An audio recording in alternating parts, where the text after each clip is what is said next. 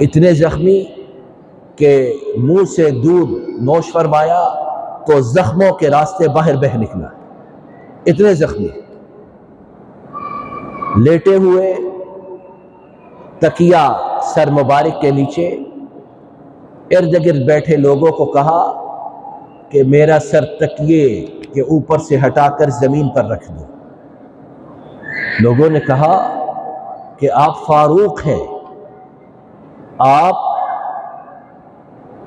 عشرہ مبشرہ میں سے ہیں، آپ کو جنت کی بشارت مل چکی ہے، آپ نبی رحمت صلی اللہ علیہ وسلم کے سسر ہیں، آپ امت میں دوسرے نمبر کی شخصیت ہے،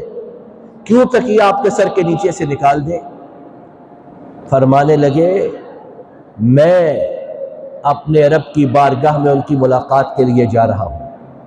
تو میں چاہتا ہوں کہ رب کے سامنے اتنی عاجزی، تواضع، انکساری کی کیفیت میں جاؤں